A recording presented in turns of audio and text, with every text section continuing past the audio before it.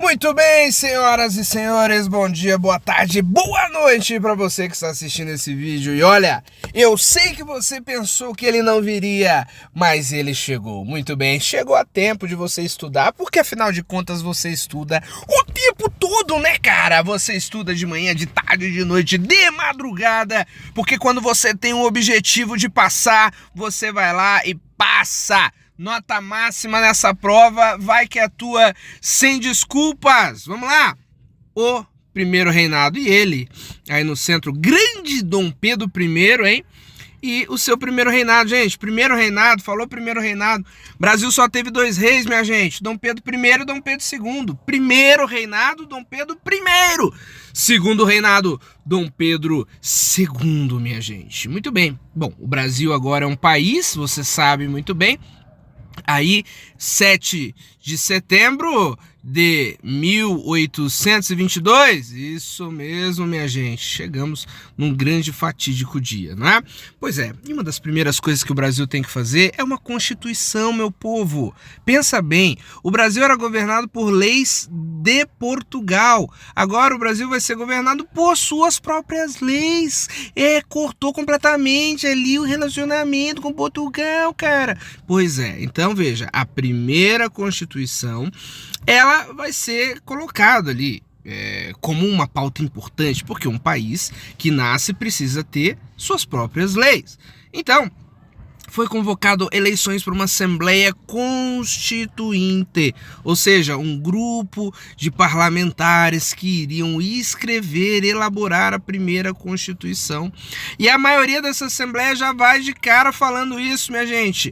Elite, elite. É uma característica do Brasil. As elites que estavam no poder vão se manter no poder. E é claro, elas vão colocar questões importantes aí. Essas principais características que a elite vai colocar, estava aqui para nós pontuado: a oposição aos portugueses, porque o Brasil agora é um país separado, diferente. Limitações, olha isso aqui, limitações ao poder do imperador. A galera não queria que o Dom Pedro fosse o bambambam, não, minha gente. Então, essa é a primeira, tá? Em 1823. E o poder político todo dos proprietários rurais. Essa primeira Constituição recebeu o nome de Constituição da Mandioca, tá, minha gente? Esse é o nome dela.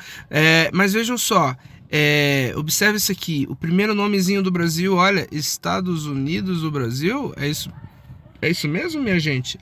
É isso mesmo. Então veja, esse Estados Unidos do Brasil vai ser um nome colocado lá na frente, não confunda agora não, tá?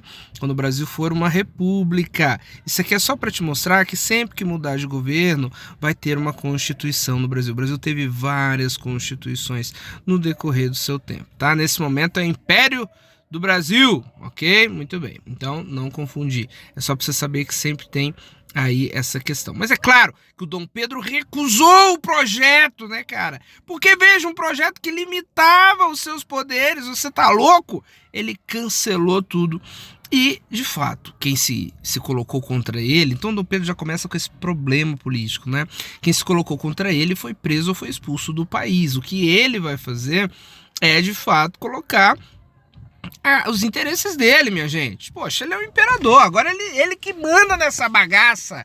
Então ele não vai aceitar, lembra sempre disso. O absolutismo é a marca dos grandes imperadores, não é? E é isso que o nosso amigo Dom Pedro está aqui questionando. Poxa, como assim? Como assim eu vou ter o meu poder limitado? Não! Façamos uma nova Constituição. E a nova Constituição é a Constituição de 1824. Muito bem. 1824 é a Constituição, uma importante Constituição, que Dom Pedro I outorgou. O que quer dizer que ele outorgou? Ele obrigou, minha gente. Foi a lei dele, ponto final, acabou, e quem não concordar que chore. Então veja, o Brasil já começa com esse BOzão aí, tá? E se alguém te perguntar, ok, e quais são as primeiras ou as principais características dessa Constituição? Vamos lá, as principais características dessa Constituição, nós temos aqui bem colocados, olha bem. Basicamente nesse processo, opa, volta aqui meu filho, muito bem, ó, vamos falar aqui sobre essas... Opa, deu zica aqui. Vamos lá.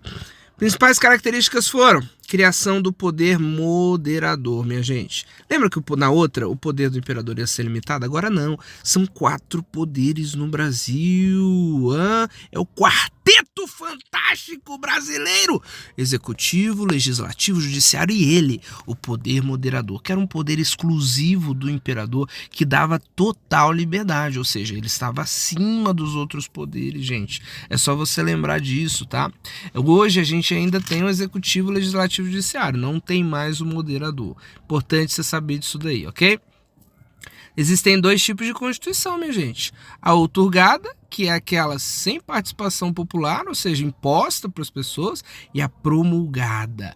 Promulgada é com participação popular. No caso desta aqui de Dom Pedro, ela foi uma constituição outorgada, ou seja, sem participação do povo. Cadê o povo, minha gente? Cadê o povo?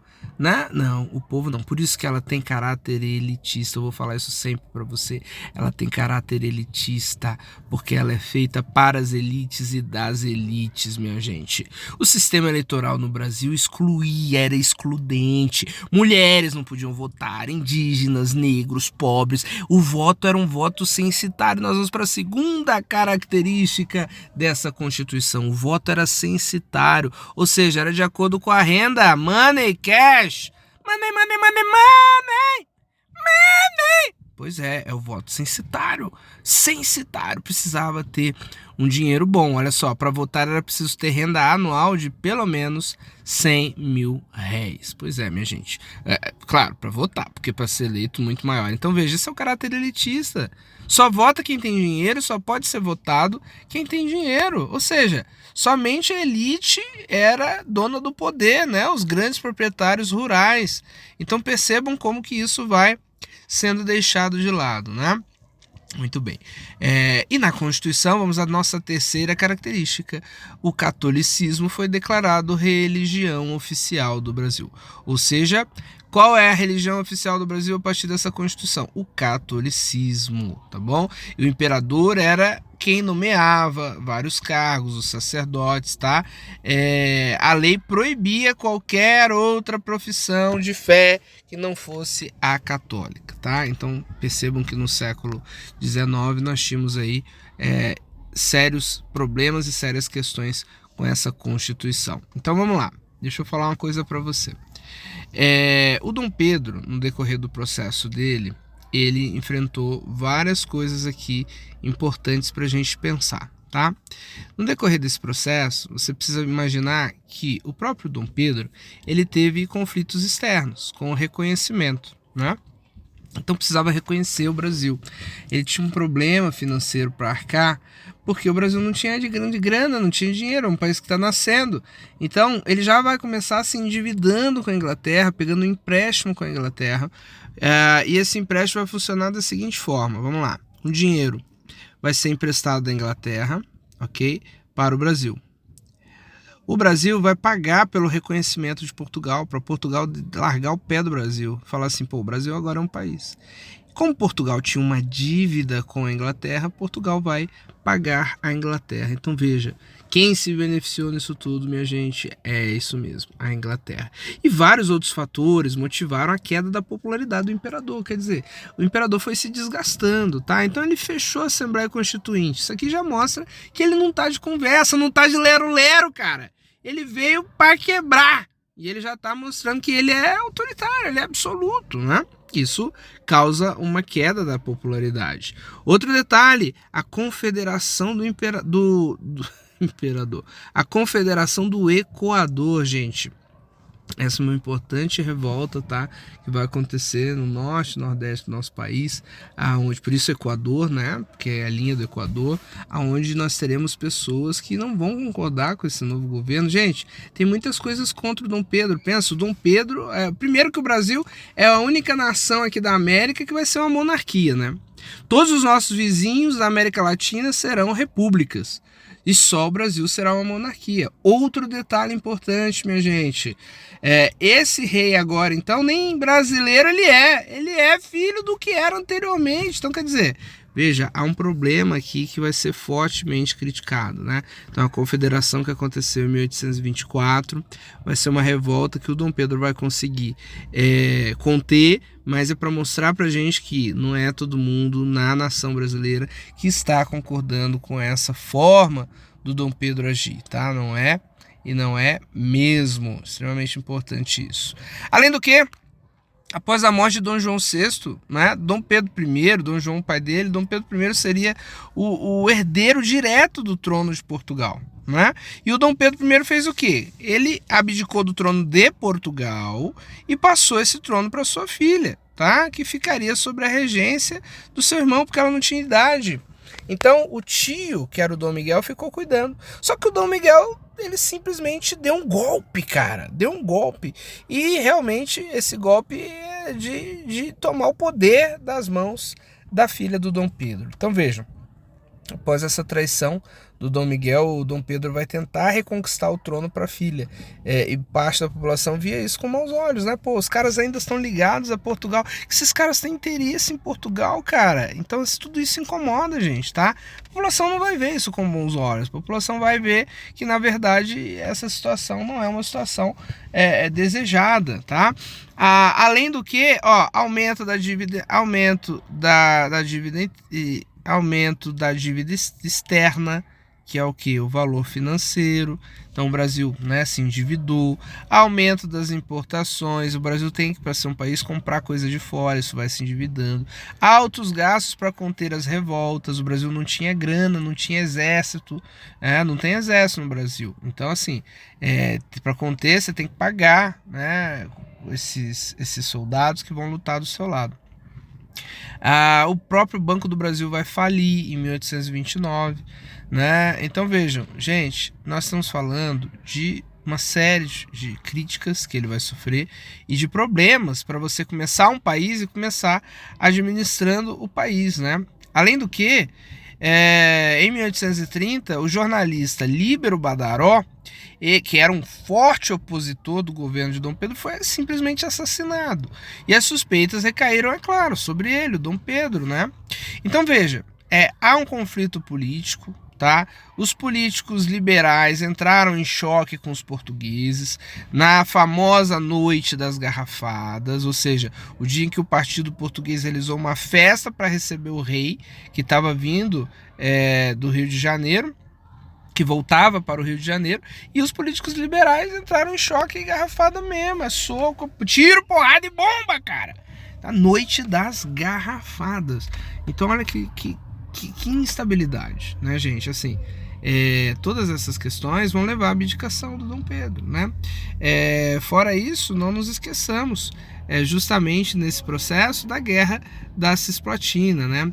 A Guerra da Cisplatina, ela realmente passa pra gente essa questão importante, que é uma perda que o Dom Pedro vai ter, guerra militar e política, né, na região da Cisplatina. Em 1828, né, de 25 a 28, vai ser a guerra de Portugal contra as províncias que são ali da Argentina. Então, quer dizer, as Províncias Unidas da Argentina e o Brasil estão lutando pelo domínio do Uruguai e, ao mesmo tempo, o Uruguai quer a sua independência.